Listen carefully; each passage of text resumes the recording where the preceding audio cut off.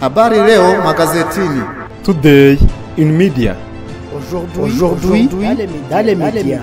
Uyu munsi mu itangazamakuru. Kuva kuwa mbere kugeza kuwa gatanu kuri Primo Media Rwanda.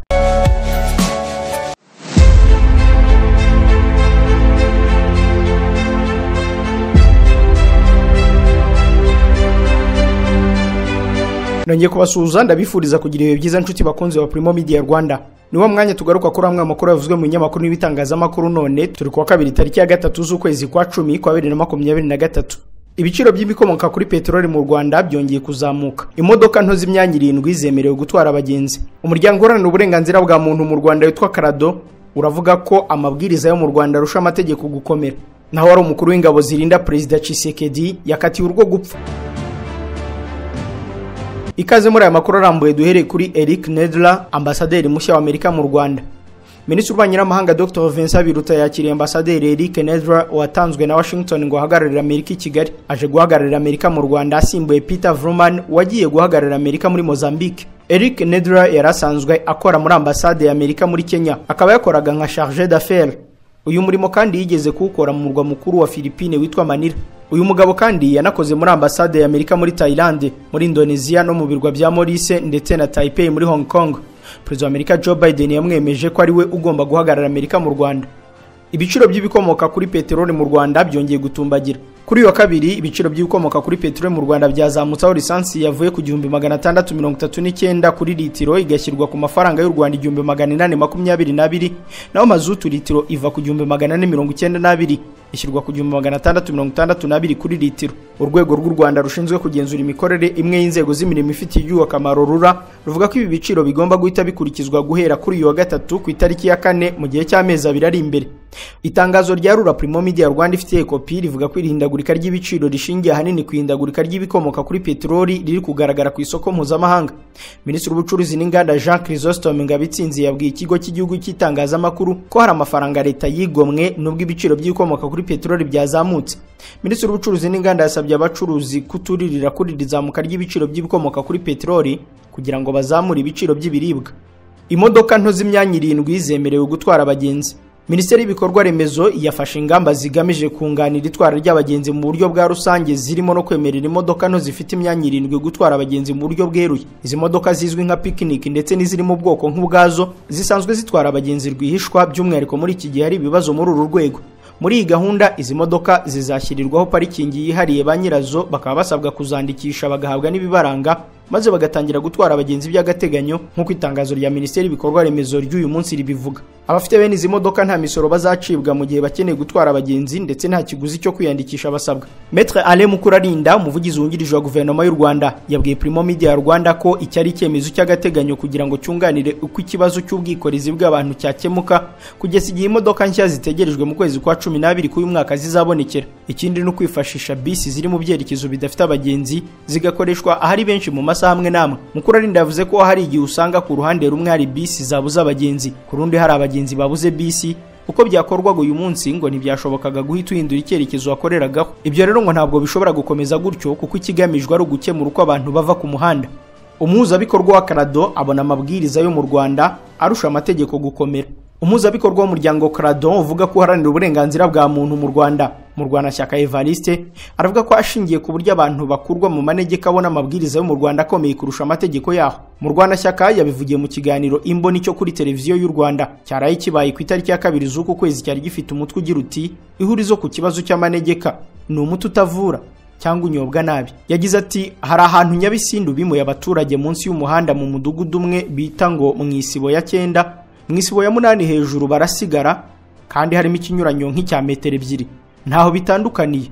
Bimura bamwe abandi barasigara. Mu by'ukuri ntabwo harasobanurwa neza icyo amanegeka bishatse kuvuga. Mu Rwanda Shyaka yakomeje agira ati ikindi cya kabiri nuko mu Rwanda tugira uko amategeko akurikirana ariko ugasanga amabwiriza arusha itegeko gukomera. Mu mujyi wa Kigali usanga amabwiriza yuko abaturage bagomba kwimuka ugashaka itegeko ribivugaho karibura, cyangwa ugasanga umujyi wa Kigali usohoye amabwiriza anyuranyije no mu ngingo z'itegeko nshinga, ariko ayo mabwiriza yagera mu nzego z'ibanze mu kuyashyira mu bikorwa zigasya zitanzitse. yasobanuye ko ingingo ya 10 y'itegeko nshinga ivuga ko ibyemezo abaturage bafatirwa bakwiye kujya babanza kubiganirizwaho.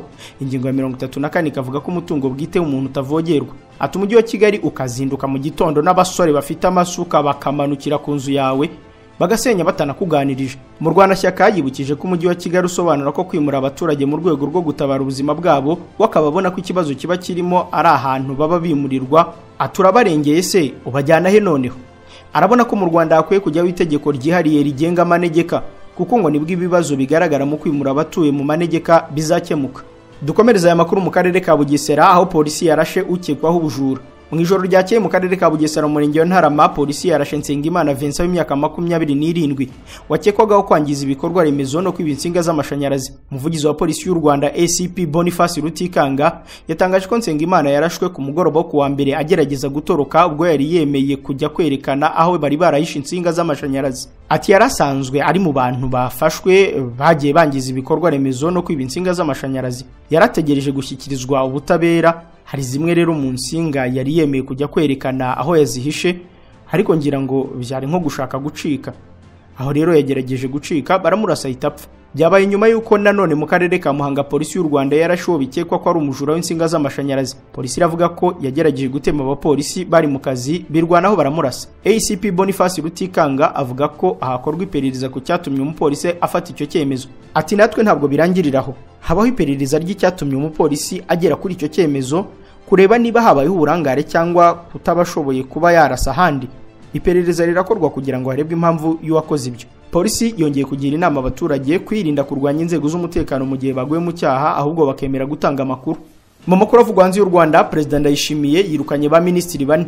President Ndayishimiye w'u Burundi yakoze impinduka muri guverinoma y'igihugu cye zasize avanye mu mirimo ba minisitiri 4. Abavanywe mu mirimo nk'uko bigaragara mu iteka rya President Ndayishimiye ryo kuwa mbere w'iki cyumweru barimo Sylvie Nzeyimana wari minisitiri w'ubuzima. Uyu yahise asimburwa n'uwitwa Lidwine Baradahana. Undi wakuwe mu nshingano ni Sanctus Niragira wari minisitiri w'ibidukikije, ubuhinzi ndetse n'ubworozi. Yasimbuwe na Prosper Dodiko. President Ndayishimiye kandi yirukanye Deo Rusengwa Mihigo wari minisitiri w'abakozi ba leta n'umurimo wasimbuzwa Venuste Muyabaga. Ni mu gihe Gervais Abayeho yagizwe minisitiri ushinzwe kwishyira hamwe kwa karere ka Afrika y'Uburasirazuba, urubyiruko, umuco na siporo, asimbuye Ezekiel Nibigira. Ingabo za Repubulika ya Demokarasi ya Kongo n'iza MONUSCO zo zubuye ibitero ku nyeshyamba. Ingabo za Repubulika ya Demokarasi ya Kongo nizo muri misiyo y'amahoro umuryango w'abibumbye MONUSCO zubuye ibikorwa bihuriweho byo kurwanya imitwe yitwaje intwaro ihungabanya umutekano w'abaturage. Radio Okapi yatangaje ko ibi bikorwa byatangiriye mu giturage cya Masikini muri teritwari ya Jugu mu ntara ya Ituri mu ijoro ryo kuri uyu wa mbere. Umuvugizi w'igisirikare cya Kongo muri Ituri Lieutenant Jules Ngongo yatangaje ko ibitero byatangiye kandi ko ku bufatanye bwo kurwanya imitwe yitwaje intwaro ihungabanya amahoro bigomba gukomeza. Lieutenant Ngongo yagize ati mwamenye ko ingabo za Kongo ku bufatanye na MONUSCO muri gahunda yo guhuza ingabo ku rwego rw'ibikorwa twiyemeje kongera imbaraga mu kurinda abaturage bacu imitwe yitwaje intwaro iri kubuza amahoro.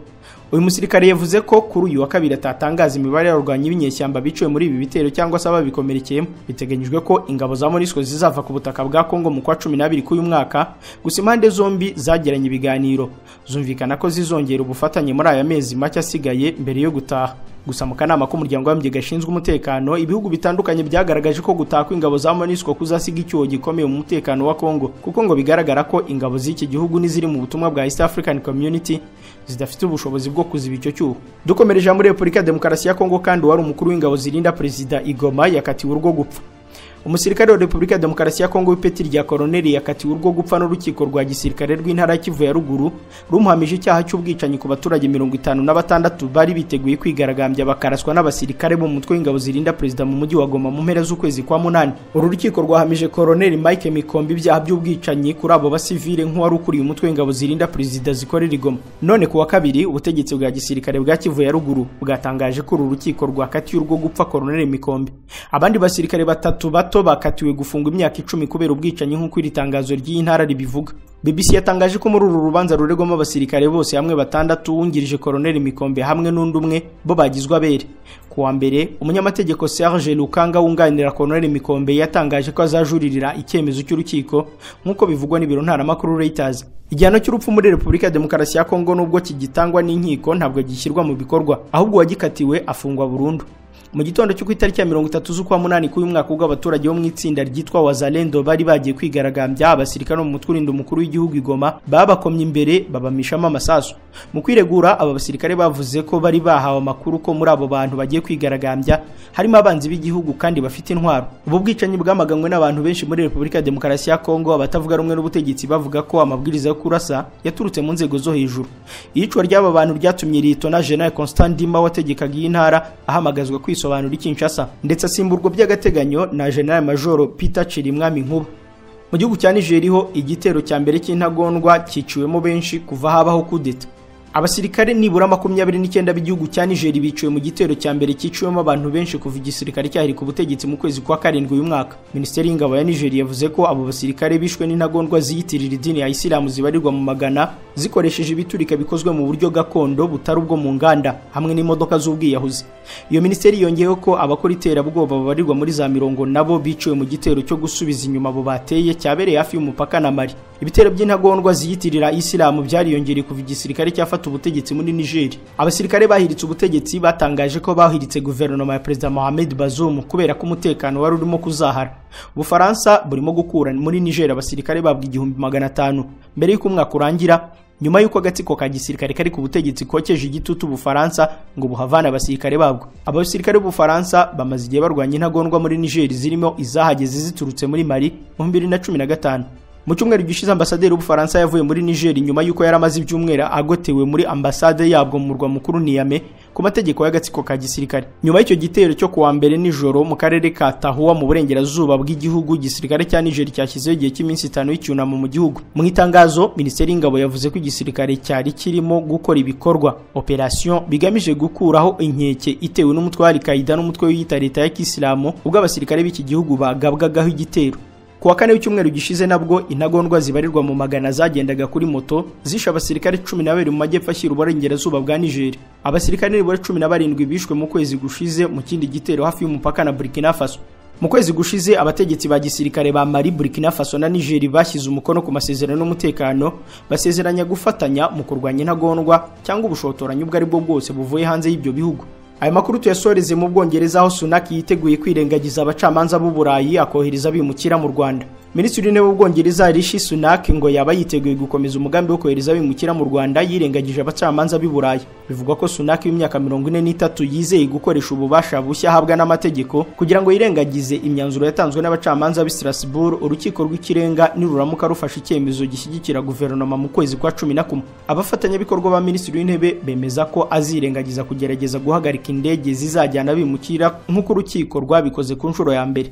Minisitiri ushinzwe ibibazo by'imbere mu gihugu Suella Braverman yumvikana nk'ushyigikiye umugambi wa Sunak nk'uko iyi nkuru ya GB News bivuga. Indege ya mbere yagombaga kuza mu Rwanda izanya bimukira yabujijwe guhaguruka ku munota wa nyuma y'uko umucamanza w'urukiko rw'Uburayi rw'uburenganzira bwa muntu utaravuzwe izina afatiye umwanzuro wo guhagarika iyo ndege. Urukiko rw'ikirenga rugomba gutangira iburanisha ry'iminsi 3 kuri iki kibazo ku itariki ya 9 z'uku kwezi, hakaba hateganyijwe icyemezo mu kwezi kwa 11. Abacamanza mu rukiko rukuru bari bashyigikiye guverinoma kuri politike y'u Rwanda, ariko urukiko rw'ubujurire mu kwezi kwa 6 rwanzura ko gahunda yo kohereza abasaba ubuhungiro mu gihugu cya Afurika ishobora guhungabanya uburenganzira bwabo. Itegeko rishya rigenga binjira n'abasohoka mu buryo butemewe mu Bwongereza riha Minisitiri w'Intebe ububasha bwo kwirengagiza amabwiriza azaturuka mu rukiko rw'i Burayi. Amakuru agera kuri The Telegraph avuga ko icyo gihe guverinoma izaba ifite guhitamo niba indege igomba kugenda cyangwa ntigende. Nshuti bakunzi wa Primo Media Rwanda, iyi nkuru y'Ubwongereza n'u Rwanda ndetse n'abimukira niyo dusorejeho amakuru ya none ku itariki ya 3 z'ukwezi kwa 10 kwa 2023. Ni Jean Didier Karinijabo ndabashimiye ko mwarimu yakurikiye, ndabararikira kureba n'izindi video ziri kuri uru rubuga kugira amahoro y'Imana.